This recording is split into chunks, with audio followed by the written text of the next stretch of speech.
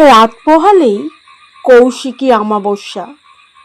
22শে August শুক্রবার বেলা 11:56 কৌশিকী অমাবস্যার তিথি শুরু হচ্ছে।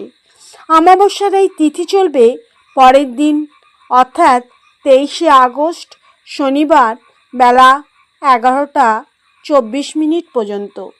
মা বিপত্তারিণী তারা যেন দুহাত তুলে আমাদের অভয় দিয়ে বলছেন, আমি আছি, তোদের ভয় কিসে। তারা মায়ের ভক্তদের বিশ্বাস, মাকে ভক্তি ভরে ডাকলে মা কখনো খালি হাতে ফেরাবেন না। কৌশিকী অমাবস্যায় শুধু তারাপীঠ নয়, সারা রাজ্য যেখানে যত তারা মায়ের মন্দির আছে সব সেজে উঠেছে। মায়ের কাছে তাদের প্রার্থনা, মা সবাইকে ভালো রেখো, সুস্থ রেখো। কথিত আছে দেবী তারার অপর নামই কৌশিকী। শুম্ভ নিশুম্ভকে বধ করতে দেবী নিজ দেহকোষ থেকে কৌশিকী রূপে আবির্ভূত হয়েছিলেন।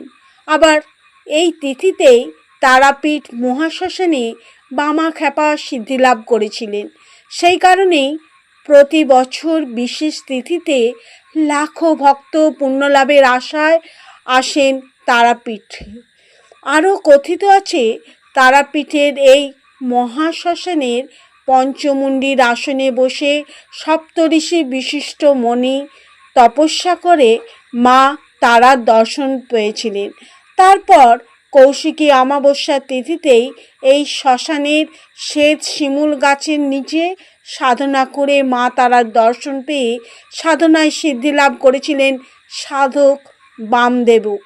তারা মা কীভাবে নিজের মাহাত্ম্য প্রচার করেছিলেন সেই সম্পর্কে আছে লোককথা, জনশ্রুতি। তারিণী থেকেই তারা, সেই নিয়ে আছে পুরাণের এক কাহিনী।